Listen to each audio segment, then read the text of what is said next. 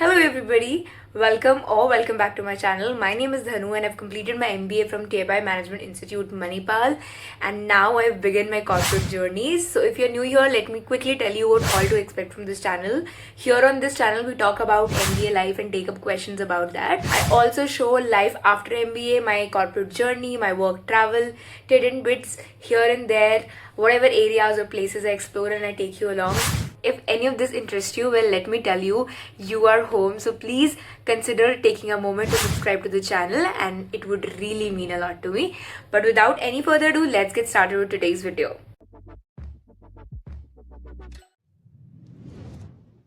Well, in today's video, I'm going to ask all the questions you guys have asked me via my videos, LinkedIn post, and Instagram also. Well, I'm not very active on Instagram, so I would really request you guys to please ask me questions here in the comment section of YouTube itself, or I will provide my LinkedIn ID in the description box as well if you are comfortable there. But if you're able to ask it on YouTube itself, it reaches more people. A lot of other people also get answer to their questions. So I would really urge you guys to drop your questions in the comment box. Now, let's start with the question answers. So the first question I have is, what do we do if we don't get selected in any club or committee? Do they again open forms?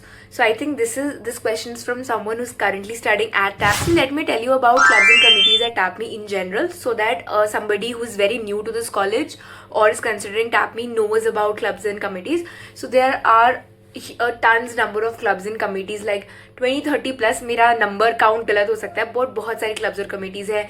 जैसे आपको टैपमी finance forum मिलेगा, टैपमी marketing forum मिलेगा जिसमें से मैं थी.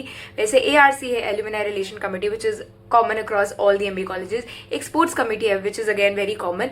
वैसे we have Atharva जो बहुत लार्ज स्केल पे केस कॉम्पिटिशंस और एक बड़ा सा इवेंट कराते हैं. They call DJ singer and all of that, like a big कहते हैं ना business annual fest of the college organize करते हैं.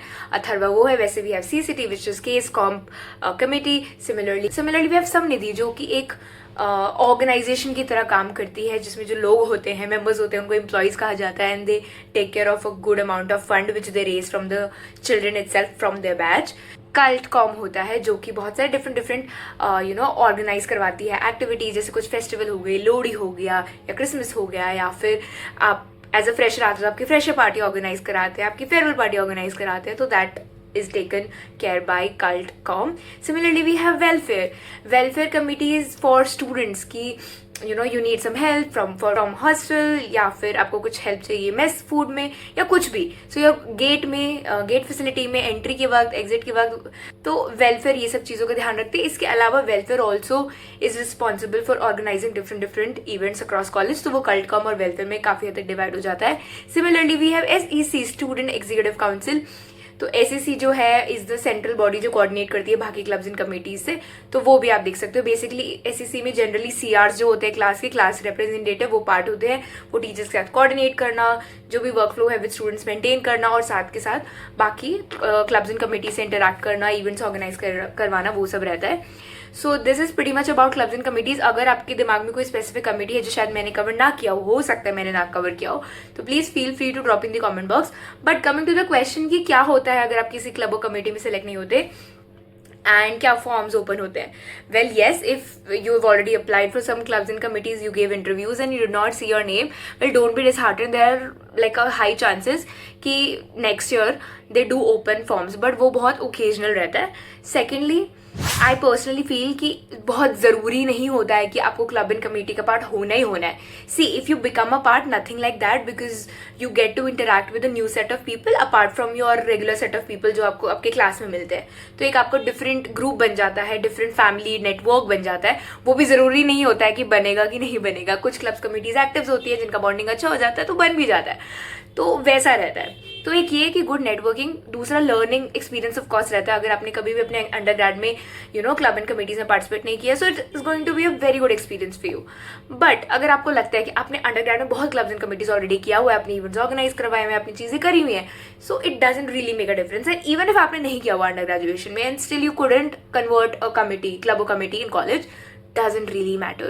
Focus on your academics, focus on your life projects, on your internships, what extra co-curricular activities you can do, like case comps, do a lot of them. And try to channelize and maximize your MBA from there instead of just restricting yourself कि club and committee नहीं हुआ. It is a part and हो जाए तो amazing, but नहीं हुआ then also it's okay. It's not a big deal. It's okay. So yeah guys, in today's video I've picked up just one question and answered everything about clubs and committees at TAPME. And as you all must be already aware that I've started a series all about TAPME wherein I'm talking about different aspects of TAPME.